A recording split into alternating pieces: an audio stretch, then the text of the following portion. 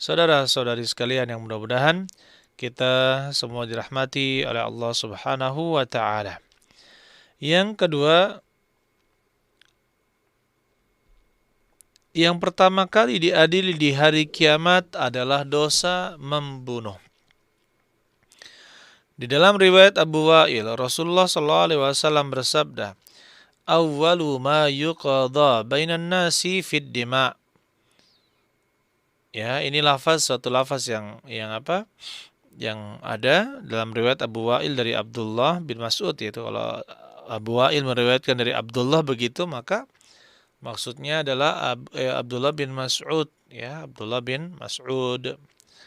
Nah, di sini kata Rasulullah sallallahu alaihi wasallam, "Awwalu ma yuqadha bainan nasi fid dima." Maksudnya dari kiamat. Yang pertama kali diadili di antara manusia adalah permasalahan darah. Permasalahan darah maksudnya adalah pembunuhan. Ya, masalah pembunuhan. Di dalam riwayat lain, awwalu ma yuqda yaumal qiyamah fid dima.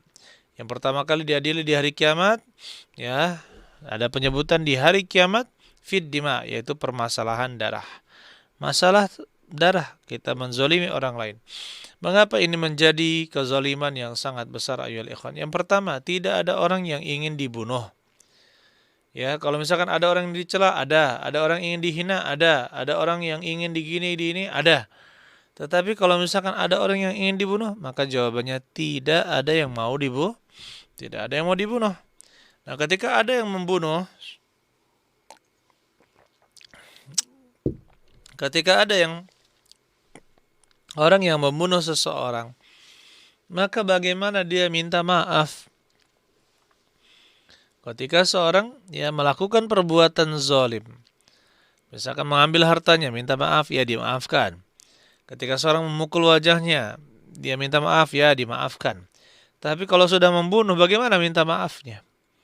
Tidak mungkin minta maaf kecuali di akhirat. Kecuali di mana? Di akhirat. Inilah yang menyebabkan kemungkinan untuk diampuni di hari kiamat itu sangat kecil. Kenapa? Karena dia telah berbuat zalim di antara manusia dengan kezaliman yang sangat besar.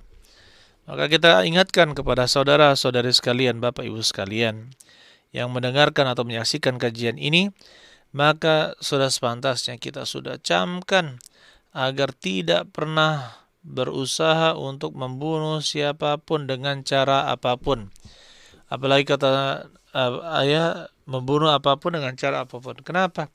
Karena hewan saja di hari kiamat akan dibalas.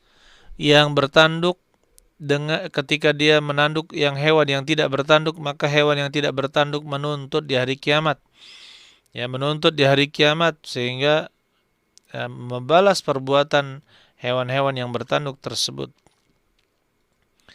Kemudian hadis yang ketiga, ya ikhwan, kata Nabi Shallallahu alaihi wasallam dalam riwayat Abdullah bin Amr bin Al-As, "Walladzi nafsi biyadihi," demi yang jiwaku berada di tangannya, "la qatlu mu'minin a'zamu indallahi min zawalid dunya." Walladzi nafsi biyadihi, la qatlu mu'min, ya, demi yang jiwaku berada di tangannya, membunuh seorang mukmin itu a'zamu indallah, lebih besar di sisi Allah min zawalid dunya, daripada zawal ad-dunya, lenyapnya dunia. Ya, lebih parah daripada apa? Lenyapnya dunia. Hadis ini adalah hadis yang sahih. Adalah hadis yang sahih sebagaimana disebutkan oleh Imam Nasa'i dan disahihkan oleh Syekh Al-Albani di dalam Sahih Sunan An-Nasa'i. Demi yang jiwaku berada di tangannya, membunuh seorang mukmin lebih besar permasalahannya di sisi Allah daripada lenyapnya dunia ini, Subhanallah, ya. Jadi hilangnya dunia itu lebih kecil daripada terbunuhnya seorang mukmin. Oleh karena itu, ayyuhal ikhwan, para ulama ketika mereka berfatwa,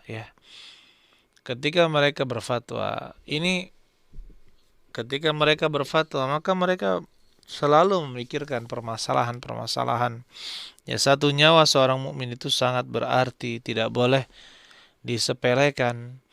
Oleh karena itu, ya terkadang ada fatwa-fatwa yang nyeleneh dari para penuntut ilmu yang masih muda, ya kan, yang masih sedikit ilmunya, sangat bermudah-mudahan dalam berfatwa sehingga mengakibatkan terbunuhnya seorang mukmin, maka ini sangat berbahaya sekali ayolah ikhwan, ya perlu kita camkan dan jangan kita bermudah-mudah dalam permasalahan ini. Masalah darah itu sangat besar. Kemudian ayolah ikhwan rahimani wa rahimakumullah. Hadis yang selanjutnya, kalau Ka'bah itu dihancurkan,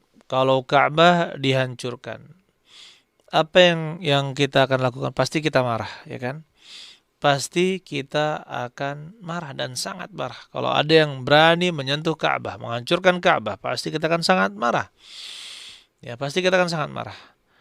Dan kita perlu tahu bahwasanya kehormatan Ka'bah, hancurnya Ka'bah itu lebih ringan, ya, daripada nyawa seorang muslim.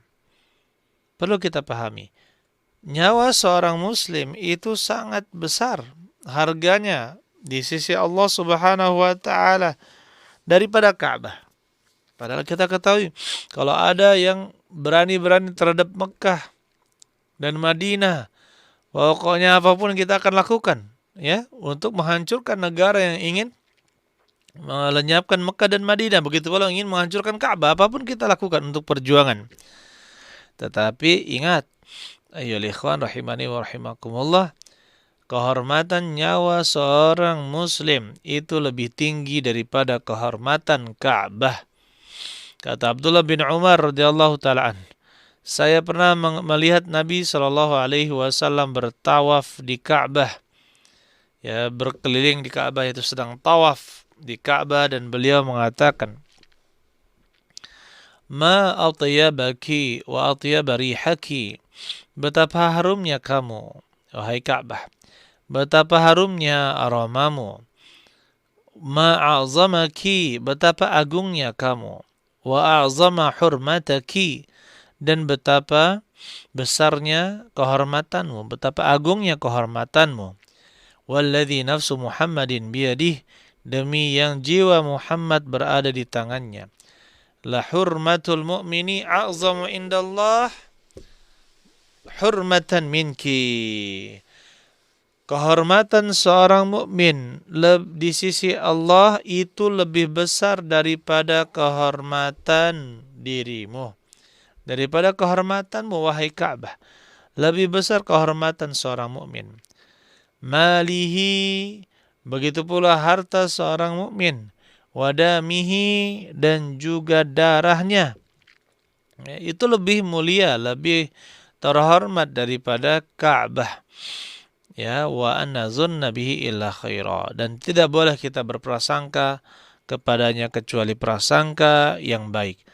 Berprasangka kepada seorang mukmin harus dengan prasangka yang baik. Oleh karena itu kita latih, ayolah ikhwan, kapan kita mendapatkan suatu permasalahan, suatu berita yang buruk tentang saudara kita, maka kita usahakan untuk selalu, ya, untuk selalu apa? Taib. Untuk selalu kita minta kepada Allah Subhanahu wa taala, ya, agar bisa selalu berprasangka baik kepada sesama muslim. Kalau ada berita buruk, maka apa yang kita lakukan ayyuhal ikhwan? Kalau kita melihat sesuatu yang buruk atau mendengar sesuatu yang buruk, kita palingkan kepada prasangka yang baik.